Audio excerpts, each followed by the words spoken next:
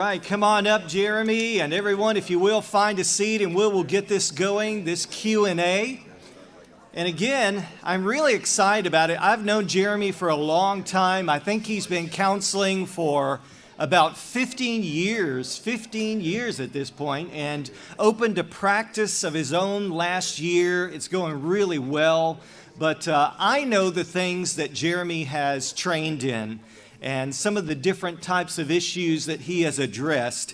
And I can't think of anyone better to answer your questions. And I'm going to start him off with a question, and then I'll turn it over to you. But Jeremy, when you come up, I want you to answer this. With starting a new practice, with some of the different things that you've been involved in, again, I know you treat a lot of different people from teens to young adults, seniors, do marriage counseling as well as individual counseling. So I thought we'd start off. Tell us about, when you come up, the trends that you're seeing in terms of anxiety, depression, even in couples counseling. What are some things that you're seeing that maybe you haven't seen as much in the past, or maybe some things are getting better?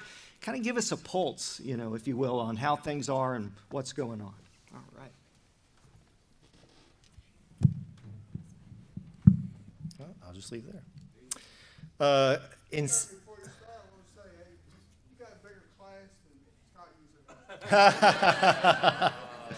So glad you said that. That probably made my day. Yeah, in terms of trends, there's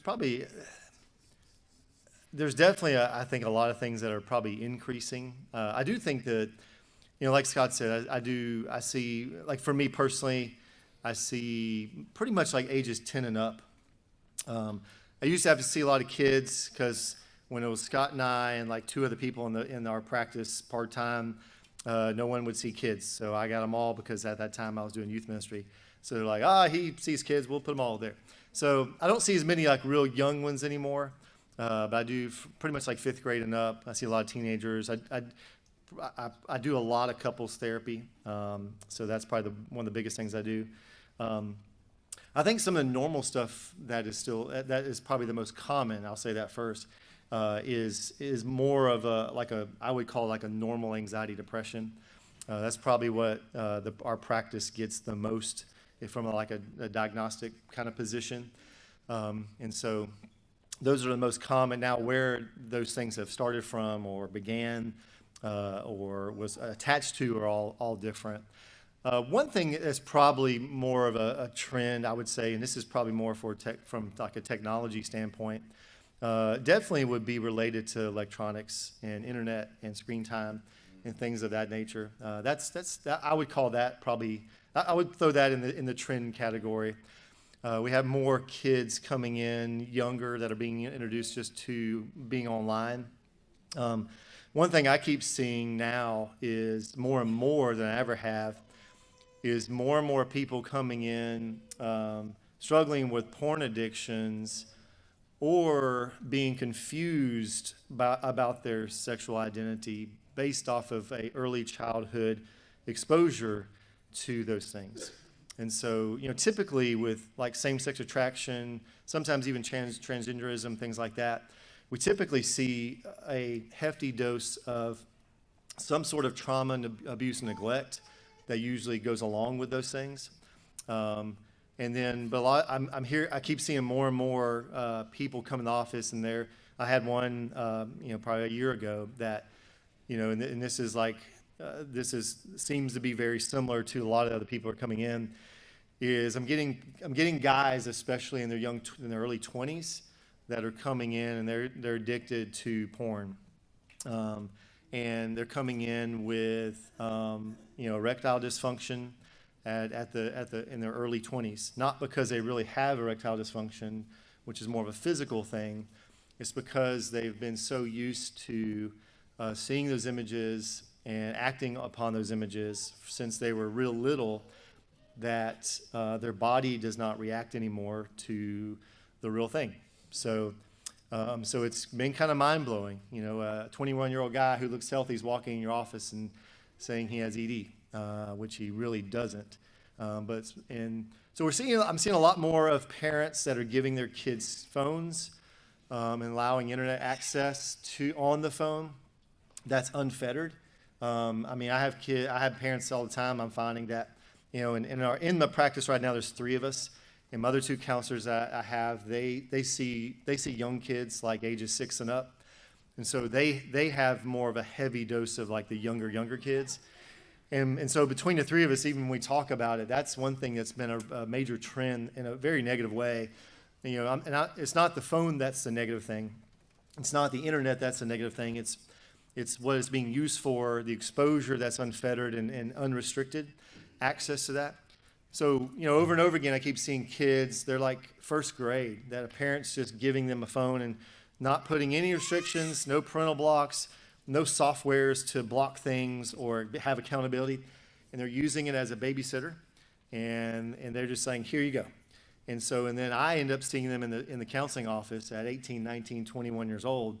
And they're so addicted, they're going to have to do some long-term counseling, potentially even have to go to inpatient.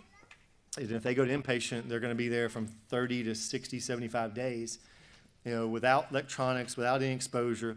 Because to break that cycle, most of the experts say you're going to need anywhere from 60 to 90, sometimes it's 3 to 6 months of zero exposure to that to be able to rewire your brain back to its normal state, like the God-given state. It's really difficult. All addiction is difficult, but that one's a really, really difficult one, I believe. Yes, chemical addiction is I would say is very difficult as well. But that would be a main one I know I've been seeing more and more. And of course, there's more and more literature coming out. A lot of your pediatricians, I know our pediatrician for our kids, that you can ask them.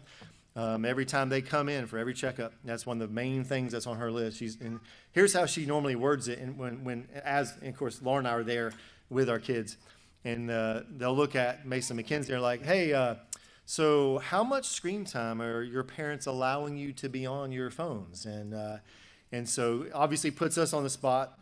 I've talked to both our kids about it over the years, and I told Mason early on, even before he was having a phone. I said, my last thing as a parent is wanting to see you in a counseling office one day because I've allowed you access too early to something that you're going to get addicted to, and it can ruin your relationships and ruin your life. And you can ask Mason. He and I had that conversation long ago. And I've talked to Mackenzie about the same things. You can ask him because what I see in the counseling office, it's scary. And I don't want my own kids going through that. I know I can't guard them from everything, and I need to allow them to have some access so that we can teach them how to learn through that. But, that would be my plea for you if you have young kids or if you have grandkids. Please, please, please, because I don't want to see them in my office one day. I don't want to see it destroy their relationships. It's so damaging and it's so difficult. And so keep the internet way off, even if you have to block their internet as long as you can. Set things up at home where there's blockers or accountability software. Like on our house right now for probably since Mason was 10, we've had accountability software on all our devices, and partly it's just to protect because there's so many avenues to find it. I know I can't guard everything, but I want to guard everything I can and see what's going on so my kids are learning how to handle things appropriately. And if there are slip-ups, then we handle them. But the last thing I want is it to go to that addiction level. So. We use the young kids for electronics. Yeah. My grandson knows more about the phone than I do. Yeah. I can't block him. What do I do? Yeah. Well, so you can block them, I would say. But no, it is difficult because sometimes I'm talking to parents and grandparents in the counseling office. Sometimes grandparents that are raising kids like their grandkids. And I would understand that it would be, at that point, yes, those kids probably know way more than they do, and probably a lot more than what the parents know. Nowadays, there's the good thing is there's plenty of resources online that can help parents and grandparents and adults in kids' lives to get on. one of the nuclear route generally is just not have a device. I realize nowadays that would be very difficult probably to manage, or you're going to have a lot of complaints on your hands. But nowadays, I mean, you could probably a quick Google search, you can find blocking software that you can be downloaded. Most of them use VPNs to be able to block. I know what our family has done is we have an accountability software. There's one software is called Accountable to You, and then Covenant Eyes is another one. I think a Covenant Eyes actually has a blocker. Accountable to You is just accountability. And it sends me text messages and emails anytime if there's any kind of things typed in. And it's very, very sensitive because 99.9% of the time it's catching stuff there's no issue with. But I'm glad because at least alerts me and lets me know. So it's really helpful. But I mean, I even have adults. I have adults sometimes that they'll do this where they'll allow their spouse to be set up the parental controls for their phone. But all this you can do a quick Google search and it'll show you, how to set up a parental code in your settings. That then when you're in there, what you would want to do, the nuclear option would be to block any of the browsers, and then you'd go in and set lesser aged controls on the rest of the apps. So like I know like with Mackenzie can ask you, she could tell you. For her to download an app, she has to come to me and hand me the phone for me to say it's okay. So you can do all that. You can do it on Android, you can do it on Apple devices, iPads. But yeah, there's a quick Google search. And again, I know in the world of technology, yes, is there a possibility for them if they're, it's just like anything else. If you're wanting something bad enough, can you find a loophole or can you find another means to it? Absolutely. But that's what I would do. Or, even in the day of AI, if you want to use AI, like a ChatGPT or something like that, you could just ask it and it'll tell you what to do. That's probably the quickest, I'm just being honest, that's the quickest way. I think as parents and grandparents, we need to use tools like that, especially with stuff like that, because it can walk us through those details. Yeah, and talking about addiction or anxiety, the percent of those that come to you that have that develop in later life, as opposed to when they're children, when they're at home with their parents. Mm-hmm. Do you see many addiction or anxiety type development happen when you're in your 40s, you're 50, or would you say if you make it through your childhood, you're good for life? Yeah, no, it's interesting, and it may be two different things. So let's take anxiety for example.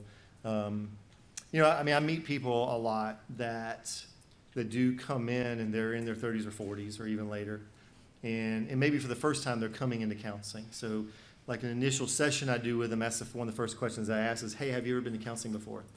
And I partly do that because I'm always curious about, their take about counseling, like kind of what's going through their minds as they're entering into that new relationship. But also they've probably been there, done that before if they've been. But I meet a lot that are, in mid-30s, sometimes 40s, that are coming for the first time. Anxiety. I don't know. It is interesting. This is more Jeremy's take. Just because I notice this a lot with people I've seen over the years. I do meet people that go through some difficult stuff in their childhood. There are a lot of things. I try not to camp out there when I do counseling sometimes. But there are, more than not, there are things in our childhood and our past that have a great influence into what's going on now for us. Now, I think all of us could probably do that. If I ask all of you to make a timeline of your life, because I do this sometimes in the counseling office, I'll say, make a timeline of your life from 0 to whatever age you're now, and I want you to write down anything of significance in your life. Well, significance could be good, bad, anything, right? You could put, well, I had my kids and I got married, and that could be good, but at the bottom, it could be, well, this tragic thing happened to me, and then this bad thing happened to me, and then I got divorced, and then this person passed away in my life, and then I got hurt really bad. Those things shape us, So I end up meeting a number of people that are mid, kind of getting close to midlife, that show up in the counseling office, and I feel like it happens more because as I get going with them, a lot of stuff they've buried for a long time, and they've just kind of stuffed it away. And then now finally there's things happening, either stress gets big enough in their life or whatever, stuff starts pushing it up and it starts to bubble to the top. And then basically now it's bubbling so much it's rolling over the top. And it's spilling out on the stove and making a mess. And now finally the people around them and themselves notice it enough where they finally seek out a counselor. So that could be where they're noticing themselves being more depressed, or they're noticing themselves deal with a lot more anxiety. Some of them will go to doctors and their family doc and get medicine for those things, but they still won't go to counseling. And so, luckily I know a lot of the doctors I work with, they won't medicate you unless you're going to counseling, and that's what I appreciate, because you're just kind of medicine's just putting a Band-Aid on it, really, until you get to the deeper things that are causing it. Because the other stuff is just symptoms, You have to get to the deeper stuff, and sometimes it's diving back into someone's past, things of that nature. The addiction part, depending on what kind of addiction it is. I mean, I've had patients that, alcohol, for example, a guy who's drinking, a 6-pack, a beer a day, plus like a pint of vodka every single day. He worked all day, he went home, stopped by the liquor store, got drunk until he passed out, and did it again. 7 days a week, every single day of the year. He's been doing that for 12, 15 years. He obviously has a lot of stuff going on inside of him that is making him drink. Well, now that's what started it, but now he also has an addiction on top of that. So I do meet a lot of people that end up having an addiction. They've gone to a substance or sex or something of an addictive nature to help deal with some of the stuff going on. And that's the thing I automatically know. If someone comes and sees me and they have some sort of addiction, well, there's something likely going on in their life, and that addiction has probably helped them in some ways to deal with that thing, whether it be a trauma, anxiety, depression, or something difficult that's caused anxiety, depression. But I meet a lot of people, I feel like, that have stuffed it away for many, many years, and then all of a sudden they show up to me in their mid-30s, early 40s, never gone to counseling before. They tried to handle it themselves. They tried all this different stuff. They tried medicine, but they never showed up at a counseling office. And it's because it bubbled up long enough and it couldn't hide anymore. And I'm like, well, good. This is the best thing for you. Okay, Tony? Yeah, so folks my age, which I guess I'm in my mid-20s. Wait, you were 50 when I was 20. What do you mean? No, so folks my age and older, traditionally, we're kind of taught just to deal with it, Mm-hmm. right? It's just not something that you do. It's not something that you talk to anybody about, even those around you. Yeah. And so what advice do you have for when we see folks, even ourselves, but when we see folks around us that are obviously dealing with things Mm-hmm. that they can't handle on their own? Yeah. And so how do you what advice do you have to us Yeah. to try to encourage those around us that probably need to seek some support? Yeah, I think Golden Strip itself throughout this month has done one of the most major things you can do, which is normalize it. By y'all even talking about it through these Wednesday nights and today, it's a journey of being able to normalize it for all ages. Because you're right. I have I see Medicare patients as well, and it's interesting. Not all of them, but I do have some that they come. And I understand where it comes from. Their view of counseling is like going to a doctor. You show up once, you do your session, and that's it. A lot of them don't ever think about coming back and seeing me more than once. And I'm like, whoa. Did you reschedule? Like, are you rescheduled out like once a week for the next month? And they're like, oh, I'm supposed to do that? Because like even my dad's early 70s. And I've always told people, his view, now it's not now because I'm a counselor, this is not his view, but years ago, his view, because of just his age, mental health was very differently viewed. It was viewed as padded rooms and lobotomies, and you get put in a straitjacket and go to the crazy hospital. That was it. So I understand it. I understand why there's probably a generation of individuals that have a difficulty. And you're right. Then the messaging, which is kind of what we talked about in the sermon, you get this messaging that sticks with you. tough it out, pull yourself by your own bootstraps, deal with it, and then that's just on repeat basically. And then what reinforces it is everyone, that same group of people that they're hanging around that has that mentality. And so, anyway, to me, churches and individuals and friend groups can normalize counseling. It, to me, is a big influence. So even, if I'm Tony, and I'm noticing I have some friends around me that are hesitant about it. Well, the more I talk about it and make it sound like it's a normal thing, so helping them understand, like, I go to church for spiritual needs, and I go to the medical doctor for physical stuff, and I go to the dentist to fix my teeth, and I do all this other stuff. Then this is just another aspect of my life. This is the mental, emotional part. And so we take care of everything else. Why would we not take care of this piece? So it is. That part's a journey, Tony, I believe, because, most people I meet that are, I would say, and this is just a generic number just from my experience, like in the counseling office, I would say, a lot of people that are mid-50s and younger, I feel like have a little bit of a different perspective of counseling, are more willing to come. As it gets past 55, I feel like it's a lot more difficult to convince them that it's a good idea to show up to a counseling office. And then their view of it is very different. So I spend a lot of time with them just in the counseling office, just trying to build a relationship and normalize it for them. So it kind of greases the wheels for it. But for everyone, the more you guys talk about it, the more you guys normalize it. If you go to a counselor, ever have been, if you're willing to be very vulnerable and share that out loud with other people, that is a huge thing, because it sends a message to everyone else around you that, well, if he or she went, then and look how well they're doing in life, it must be okay, or must have done something good for them. So I think the more people go and more people verbalize it, talk about it, the better. And so that's a big piece of it. In that same vein, there's also a stigma with taking medicine. Mm. You ought to just be able to. So, I guess I'm curious what your opinion is about people, medicine versus non. Mm-hmm. Should they eventually get off of it? Is it? Because I've heard a lot, and even in the church, about Yeah.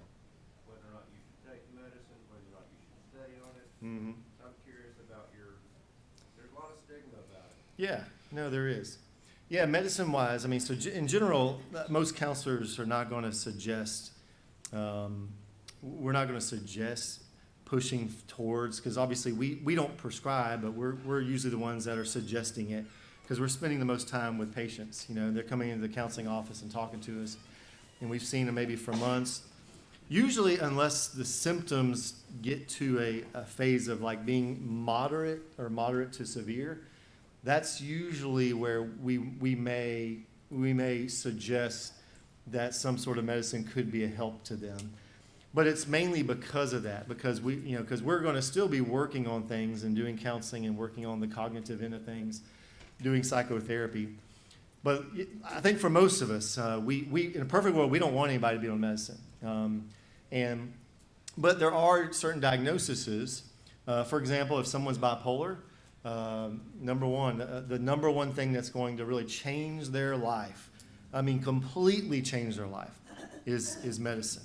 And so there are some very chemically driven diagnoses that medicine is the number one thing for them. But bipolar is one. I had a lady one time, she very young, she had kids. She didn't know she was bipolar. She threatened her kid's life, got her kids taken away, got sent to an inpatient facility, and for the first time in her early 20s, she was diagnosed with bipolar. She had no clue. She got on medicine, completely changed her life. She came back home, got her kids back, and lived happily ever after. Maybe not that easy, but it's a game changer. So there is. If there's some like super severe depression, of course nowadays there's other things that are potential. Like when Scott and I at the office we worked at, there's also alternatives to medicine. You can do TMS, transcranial magnetic stimulation, and it's a thing that sits up on one part of your brain and sends you electronic pulses, and it actually serves as a medicine.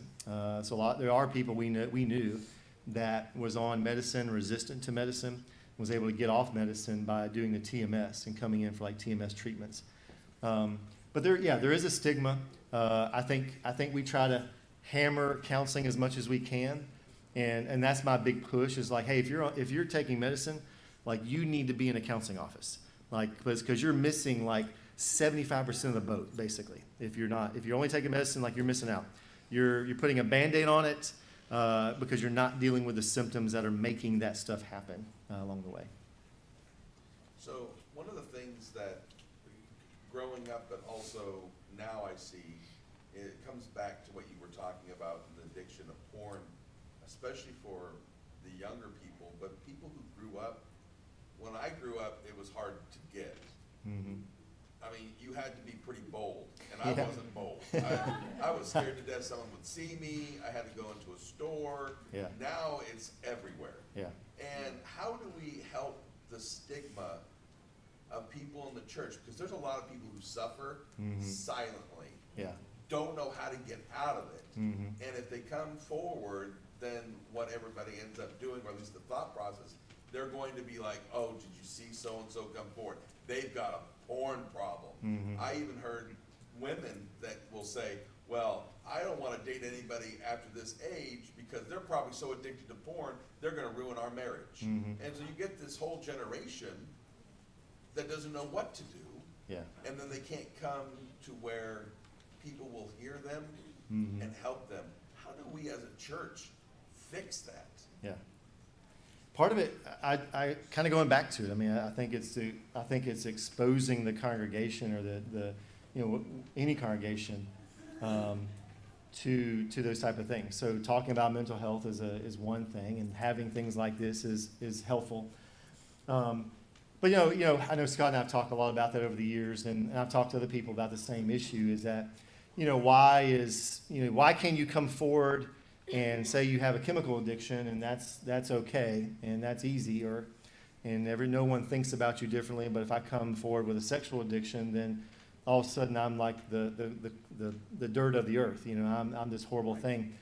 So it is. I mean, I think as churches, I think it's us realizing, man, we need to expose the church.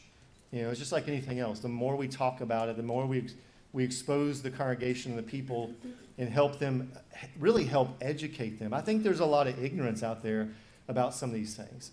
And it's easy to be scared of it and be fearful of it and treat it like it's this taboo thing that now I can't get close to this person because they have this thing going on. And it's just like a lot of things over time, even in our society, the more we've talked about it, the more we've educated ourselves, the more we've taught our congregations about it, I believe the easier it gets to be able to handle those things better. So then we get to the point where we normalize it to the point where now if someone actually feels okay and strengthened to come forward and talk about it and reveal it because they know now they're not going to be treated the way they do. But I think a lot of it is education. To me, it's like, okay, do we talk about it all in the church? Do we preach about it? Do we have Bible classes about it? Do we have, there's a big Baptist church in Augusta that has, it's really cool, they have a group, it's called the Freedom Group, and it's a sexual addiction group, and they meet at 6:30 in the morning, but they have hundreds of people from all over the community that come for it, but they also teach it in their Bible classes. So I think that's where it starts. Like, we have to talk about it and make it a normal part of what we do in our education, like curriculum, from now going forward. And then because we give the guys a bad rap about sexual addiction. I don't know if y'all have looked, but the numbers for women that are sexually addicted is really high. I've had 10-year-old girls addicted to pornography in my counseling office. I mean, blows my mind. Same thing though, had just 100% access to anything they wanted from age 5 up, and their parents were wondering why they were addicted to pornography. So it's not just men; the women statistics keep getting higher and higher and higher. It's not equal that. One day it could be, but so it's not just the men, it's the women, and if everyone was honest, but you got to feel like you can. And so education, talking about it, Bible classes, mental health seminars, workshops, exposing everyone to it enough where now that feels normal. And I think that would go a long way. Well, and you just kind of already hit. When I was serving as a youth minister, I had more of my girls in the youth group that were addicted to porn and using porn daily, Yeah. multiple times a day, up Yeah. to 20 plus times a day, Phew. than I had of the men. Wow. And it was something that, they were never told, because we're told, men, you're gross, you're disgusting, this Yeah. is what you're gonna be addicted to. Yeah. And the girls never thought that they could fall into that trap. Yeah. And I had more of my girls that were addicted to that than I did of my guys. Goodness. Wow. That's amazing. I believe there are different levels of addiction, and you can correct along the way when Mhm. we're talking about. I mean, some have no control Yeah. over whatever addiction they have. Some Yeah. have a moderate amount, and then there's some that can say, okay, I'm addicted, I'm stopping this cold turkey. Mm-hmm. And, but the ones that have no control and deny that there is even an addiction, Yeah.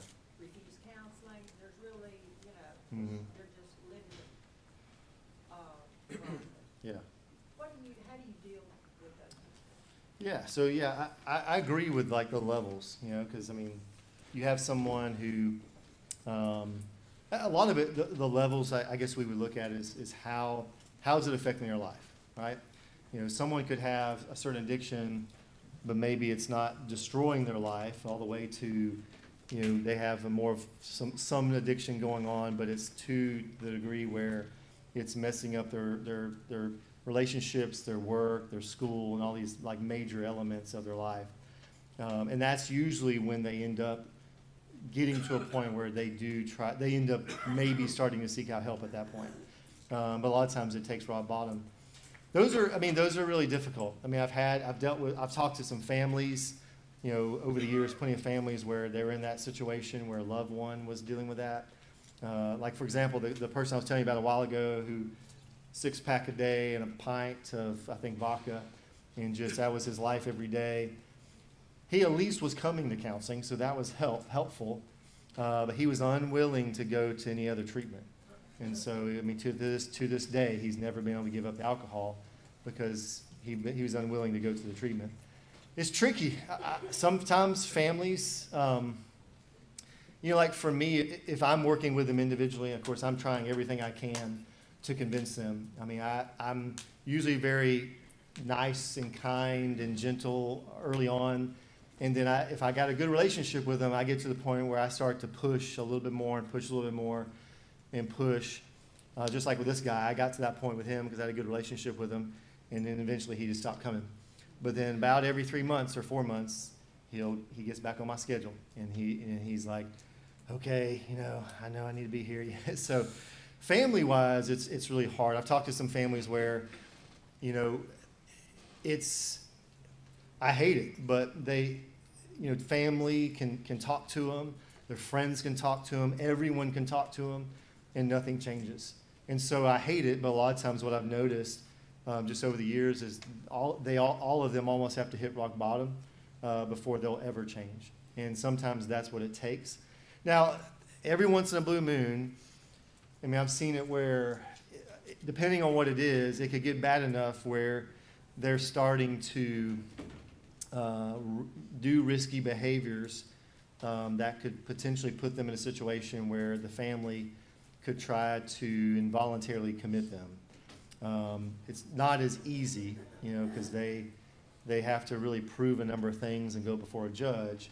I've seen families try that though, depending on the nature of it, and like if they knew someone was drinking and they're starting to drink and drive, or something like that, and they've been getting in wrecks or something, they may try to approach a judge or something like that just to see, hey, this person's a danger to themselves. We need to do something.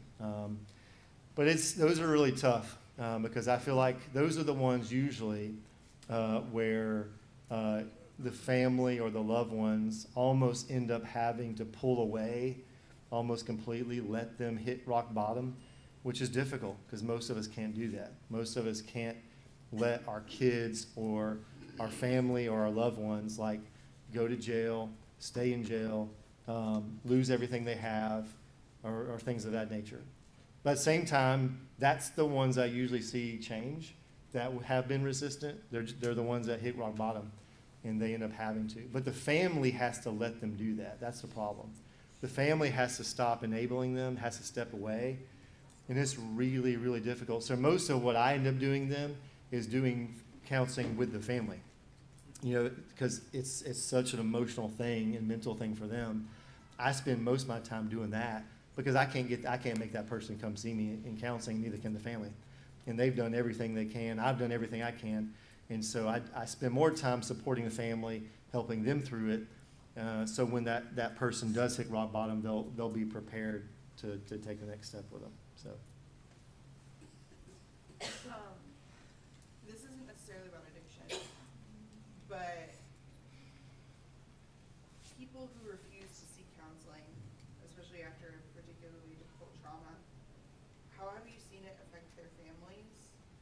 And how have you been able to help them encourage that person to seek help? Yeah. Yeah, it definitely, somebody's, it's kind of the principle, it's like the church. If we're a body, so if one thing is hurting, the whole body hurts, kind of perspective. So that that immediate family would be the same way. It's, if one person's hurting, everyone hurts.